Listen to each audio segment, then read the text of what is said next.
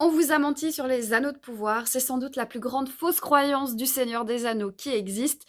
Les anneaux nains et les anneaux hommes n'ont jamais été forgés pour les nains et pour les hommes. À l'origine, les anneaux ont été forgés par les elfes pour les elfes. Alors comme c'est un sujet qui est très vaste et long à développer, j'ai une longue vidéo si vous voulez sur ma chaîne. Alors vous avez toutes les informations ici. Mais oui, les anneaux elfes, on parle souvent des trois anneaux, donc Nenya, Vilya et Narya, qui sont les grands anneaux elfiques, puisqu'ils ont été forgés par Celebrimbor dans le dos de Sauron. Mais en ce qui concerne les futurs anneaux nains et hommes, ils étaient à l'origine des anneaux forgés par les elfes, pour les elfes, bien sûr avec l'aide d'Anatar et qui est Sauron.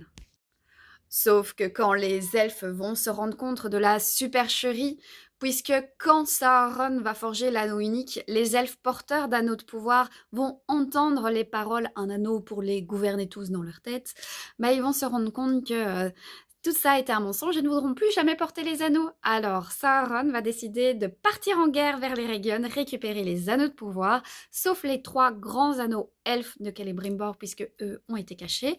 Il récupère les 16 autres et va les donner à d'autres peuples pour tenter de les dominer. Les nains, ça va un peu échouer dû à leur nature justement qui est beaucoup plus résistante à la corruption. Alors que les hommes, c'est jackpot, Sauron a les Nazgûl à sa disposition. Si tu veux discuter de tout ça, n'hésite pas à me retrouver en live juste ici. Bref, tout ça est noté dans le Silmarillion et c'est vraiment une fausse croyance qui est tenace. Le fait que les anneaux aient été forgés pour les nains et pour les hommes, puisque même chez Peter Jackson, il leur donne un design spécifique. On voit bien la différence entre les anneaux nains et les anneaux des elfes. Ça n'a rien à voir chez Peter Jackson. Alors vous allez me dire, oui, il y a le poème de l'anneau que Tolkien a écrit, il l'a écrit. Sauf que le poème, il est arrivé après justement tout ce qui s'est passé avec la guerre et les anneaux qui ont été donnés.